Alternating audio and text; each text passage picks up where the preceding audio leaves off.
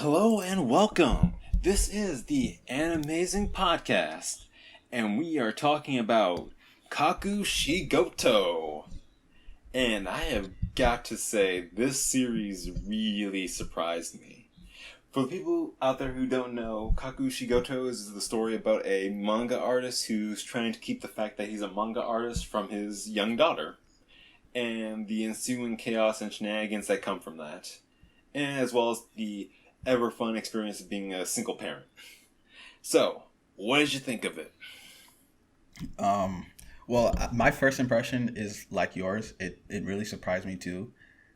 Mainly because, one, I thought it was about him being a hentai artist, but Same. he's not a hentai artist.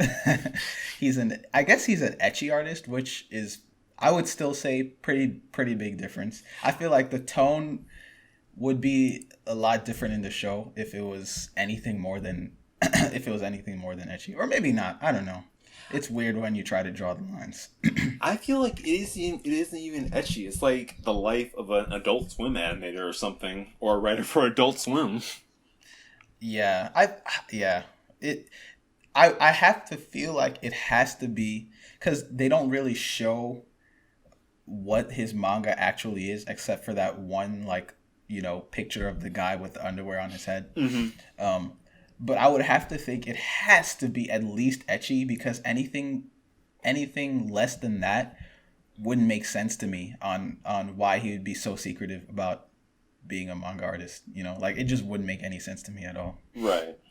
I mean, I can kind of buy it, like, if it's like super dirty jokes or something really, like, I've seen some Adult Swim shows where I would be a little concerned if, like, my kids actually saw that or watched that. Oh, yeah, that's true, actually. I can see that, too. Like, there's the locker room side of your personality, and then there's the family side. Like, you wouldn't want, like, your family, like, knowing about all the weird stuff you kind of, like, write about and just go nuts with. Yeah, I guess that's true. I can see that. But I think it also, like, it being, like, reserved is makes things a little bit more interesting, because I feel it says more about his character rather than, like, his job. Because I really feel that, based off what we see right now, if he had been, like, honest with his daughter about, like, his work, I can't imagine it being, like, that big of an issue. Like, all he would have to say is just, like, oh yeah, I do drawings for a living. He wouldn't have to, like, show her the comics. He would just have to, like, tell her that. But I mean, if she knew, it would just be like, okay, well, the natural follow-up question is, okay, well, what do you draw? What's the series? Or she would just go and ask someone, True. But I think it opens up some interesting character questions. Like, maybe is he, like, ashamed of his work, or is he embarrassed of, like, the fact that he has this kind of job, or is he, like, sort of deeply, like, secretly disappointed by himself, or is it like he kind of wished does he wish that he somehow had a better job? Also, we're kind of making this sound really deep, but this is definitely a slice of life comedy that I really thought was funny. Yeah, that's exactly what I was gonna say. I feel like all those questions are, like, probably too deep, because I feel like it's, to me, the thing that really set the tone for the show for me was, like, that beginning scene when the girl was, it was so funny when his daughter's born. And then the doctor's just holding up the manga like, oh my god, you're the one who created that manga. And he's like, at that moment, I resolved to make sure my daughter never found out. Yeah, that was funny to me. Most of the show is the comedy. The comedy is good. Most of the funniness of it comes from, like, the setup, of him trying so hard to not have her find out. Honestly, I also really appreciated how much insight it gives into the whole mangaka life. Mm-hmm. I love about, like, the talk about, like, deadlines and editors. Yeah. I don't know. It just felt like a really fun way to like learn about being a mangaka, and you can tell that this is not the writer or creator's first work either. Oh yeah, how can you Yeah, tell that? because he's too much of an expert on like mangaka life. Oh, true. So like, if if this was his first product, the mangaka aspect of it wouldn't feel as real. Yeah, And the first chapter, he's writing with a voice of someone who is a veteran mangaka. yeah, Like, I not agree with you knowing on that. anything about the writer himself or his past work, you can like I could tell that really clearly. Yeah, I agree. Especially the way he handles the editor character. Like how he's like the editor is supposed to tell you you can't do that or something like Yeah. that. Which yeah. But I would say I've seen like a few stuff like I've read manga and like I've seen shows that deal with that just deal with like manga creation in general. Mm. And I would say this probably out of all of them paints the like the rosiest picture of it. Oh yeah. Because this guy this guy's like going home and eating dinner with his dog. I mean, I'm sure it's possible, but like on a weekly series, I don't know. I mean, it also probably depends on the series and like the workflow and all that kind of stuff. So, yeah, who knows. I'm But not gonna yeah. lie. Him going home was the moment my immersion got broken. That's the minute like suspicion of disbelief went out the window. Yeah, I was like, okay, 0 out of 10. This is unrealistic. Bye. I mean, unless you're like Rohan Kishibe, that was a stretch. My favorite part was like, and this is also another part, which, like you mentioned, kind of shows like the writers, the creator of the series has like been around the block. Was when the editor came in and they were all making like gyoza, Yeah. and they're all like doing that to procrastinate because, and I kind of I get this, like I actually Oh get yeah. this. You don't even have to be like a manga author or anything. Like even just going through school, Mm. you know that like sometimes you have to kind of put yourself on a super time limit so that you can come up with good shit, especially like if you're like writing an essay or something, you know. Uh-huh. So like, and I imagine writing, you know, a story is the same. Like, especially if you need to come up with an idea, Mm-hmm. ideas always come to you when you're on a super time crunch. So like, that was really like that was a great part for me when like you know they're making food to like run down the clock so that they could have a whole lot of pressure to come up with something like before the deadline. I was like, damn, that's real right there. Dude, my favorite part of that entire of the first two episodes was when they got raided by the FBI or Japanese FBI.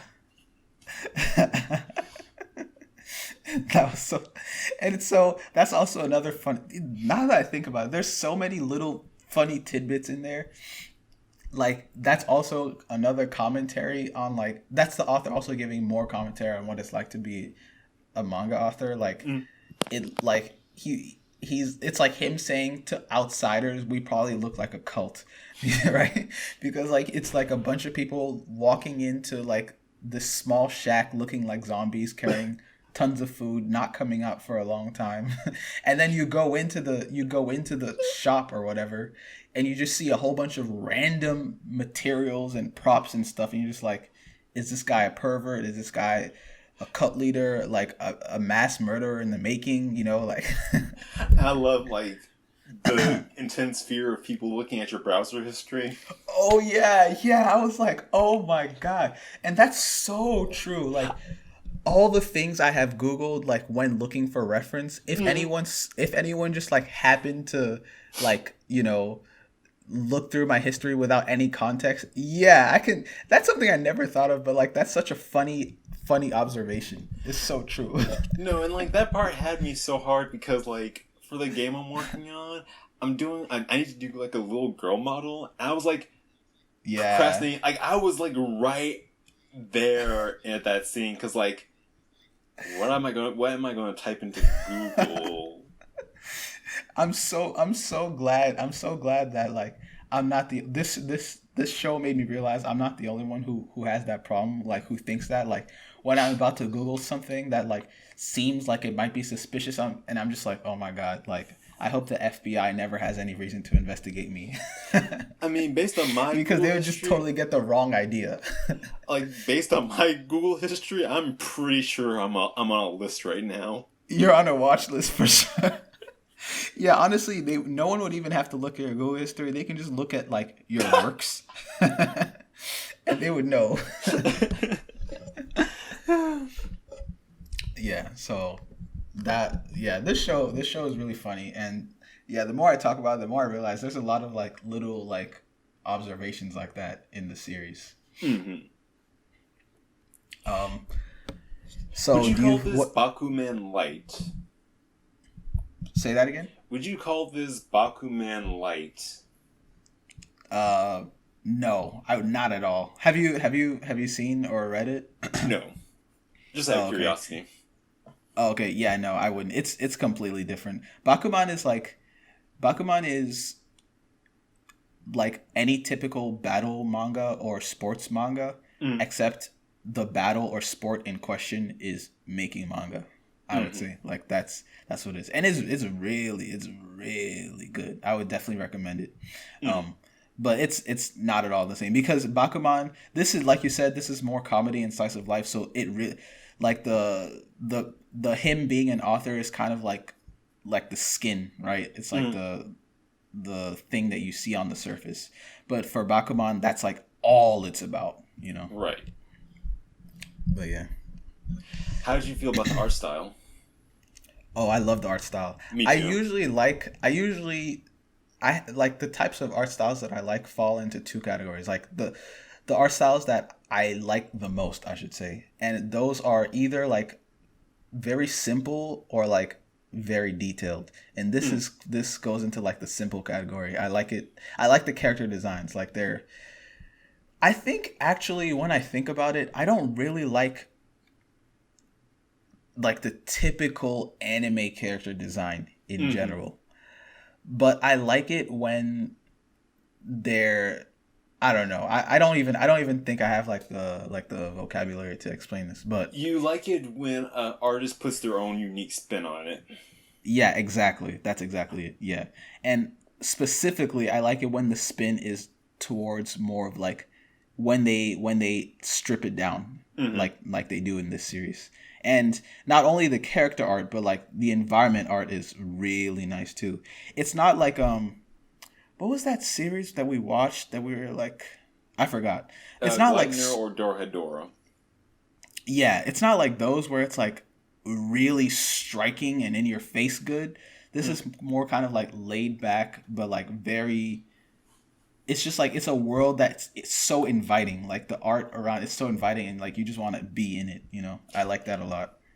Same. And like for me, I've always been a big fan of like really colorful art styles, and I absolutely loved it because it might not have been as like saturated or as striking as something like Promare, but the use of color in this was just so like I can't tell if I can I'm not sure if the word warm is the right one, but it's like you said, it's inviting and it has an overall really great color palette to it.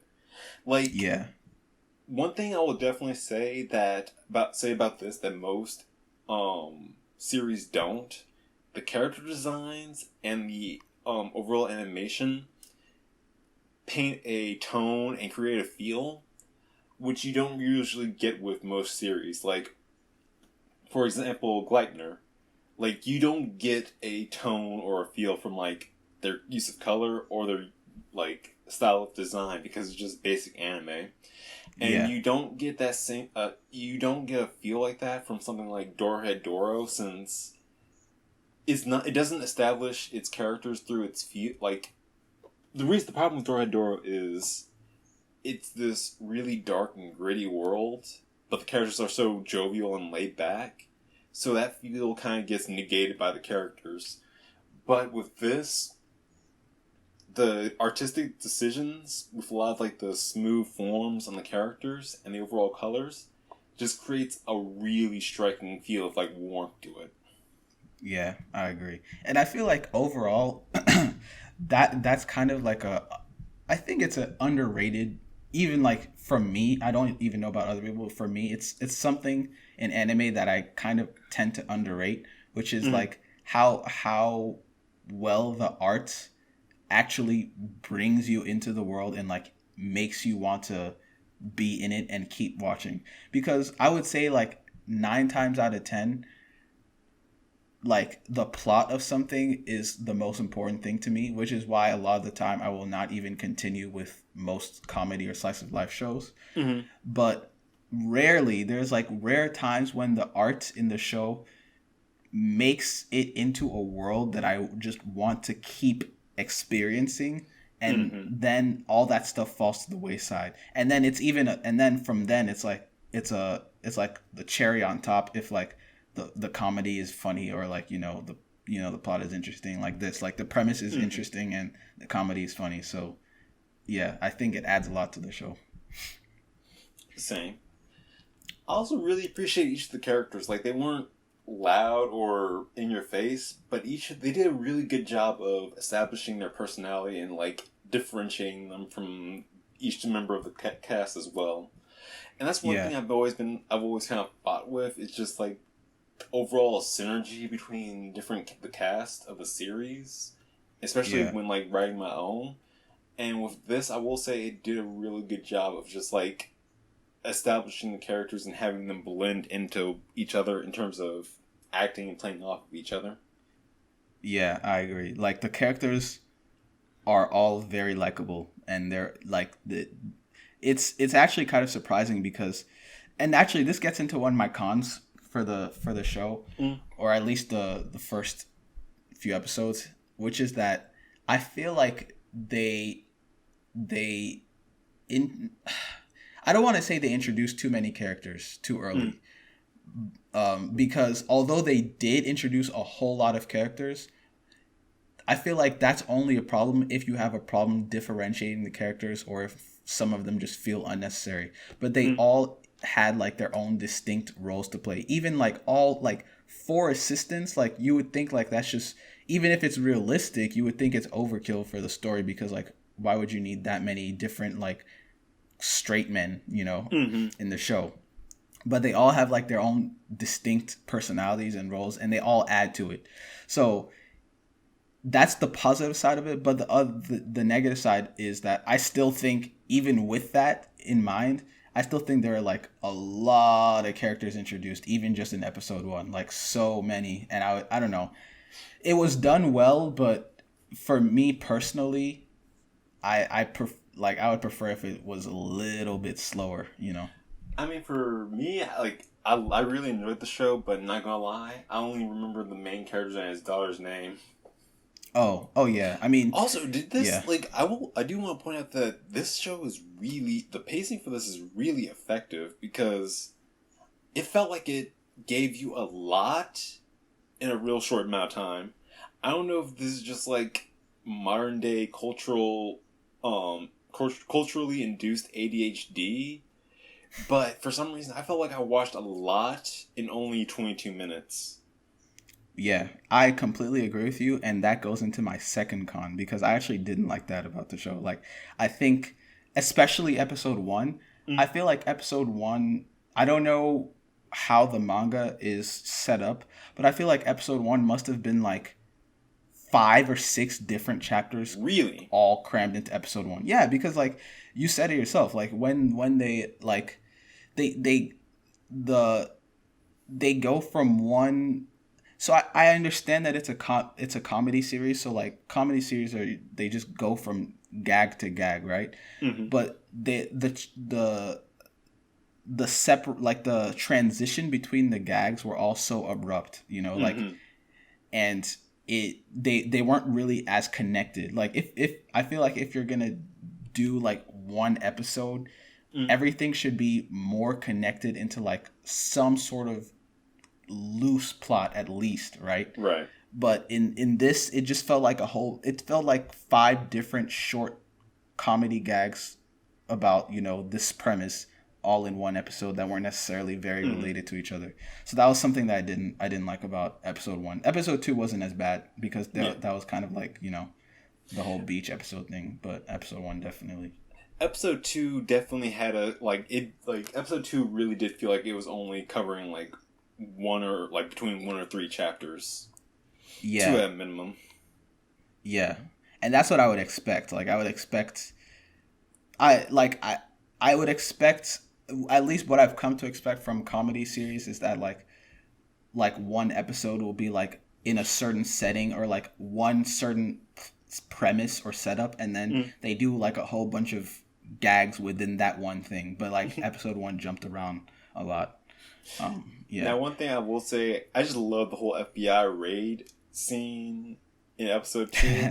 I love that too. I love it because like now his daughter, he has to also worry about like hiding the fact that he confessed to being a drug smuggling possible terrorist under pure duress.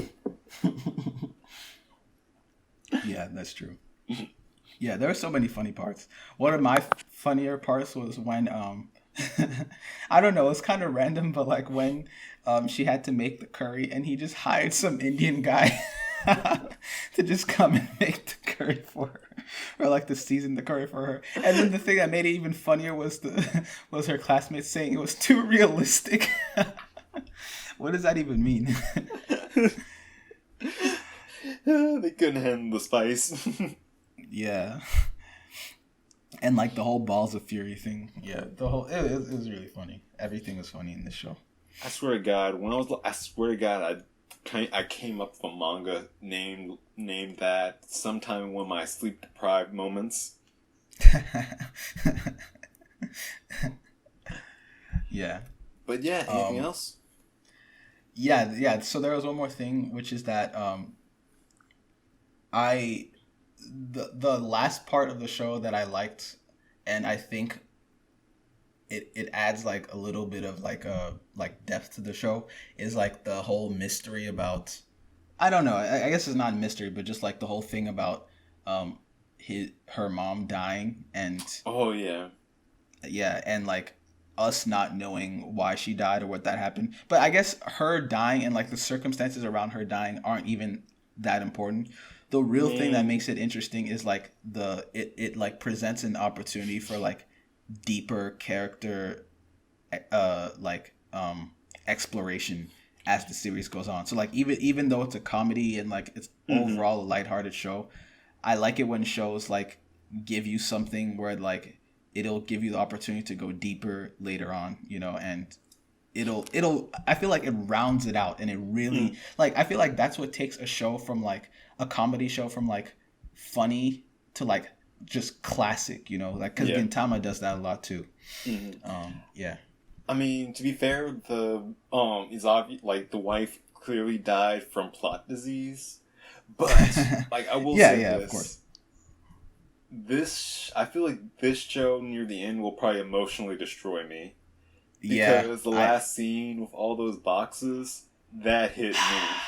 I know. Okay, and that brings up another thing, which is, it kind of did it seem to you like the dad died or something from that last scene in episode 2? I was thinking that too. I really hope that's not. Oh, that would be so sad. That would be so sad.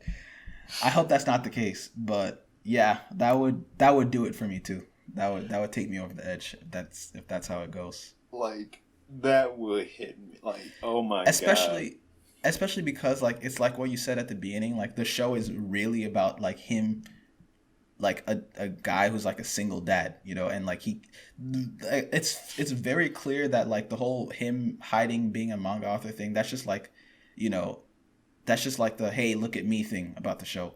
But the real meat of the show, I guess, is like about a dad who like really cares about his daughter. So that would be, it would be really sad if that's how it ended up having, like if he ends up dying or something at the end of the series. He goes to work abroad like every anime parent. Yeah, that's it. Hopefully he gets hired by like Marvel or something. He sells out. Yeah. Especially since she's like only 18. She's 18 at that point in the series. So like completely orphaned then. Like, holy crap. I know. I don't even want to go there. But I'm definitely gonna keep watching though to see what happens. I hope Oh it's yeah. not one of those things that like I'm gonna have to look into like where the manga is because this is getting off topic, but it kind of annoyed me with did we review Kaguya Sama Love is War? I don't think No. we did.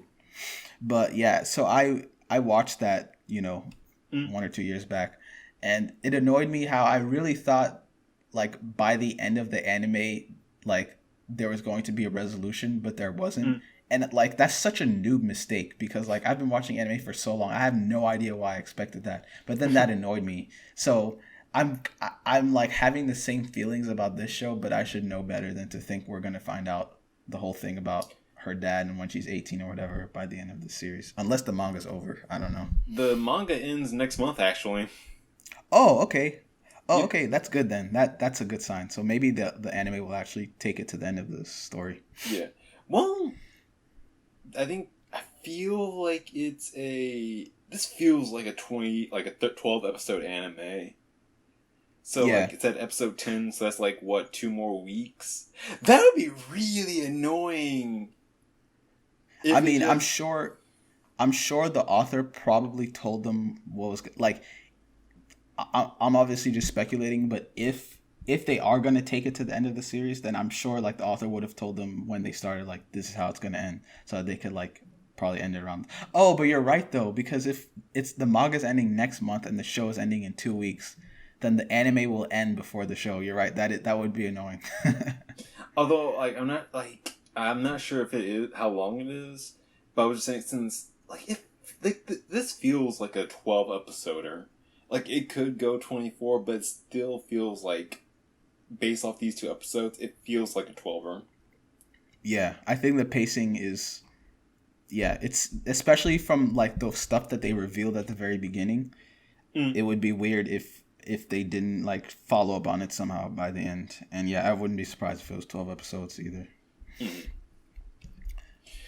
Yeah. All right. Is that it? Yep. So How would you rate it?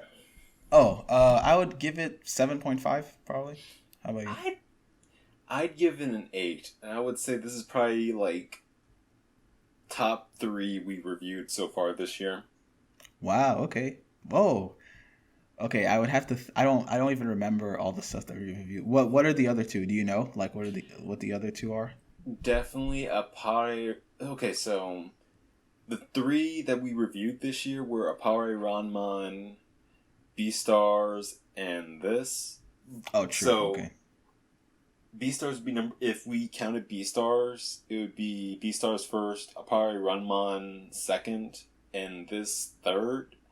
But if we don't count Beastars since it came out last year, Appare Ranman first, this second, and maybe Doro had Doro or the JoJo's Rohan OVA third. Oh yeah, those are good. Okay. Yeah, cool. Yeah, I like I have such a bad memory. I would have to go back and look at what how I ranked everything, but yeah, I would say this is at least definitely top 5 for me. It's very good. At the very least, I can say I intend to finish it, which I can't say for most of the stuff that we watched this Yeah. in the past year. So yeah. All right. Well, that's been our first impressions of Kakushigoto. Thanks for watching. Stay safe, stay healthy, and check with us next time. Yep. Thank you. Bye.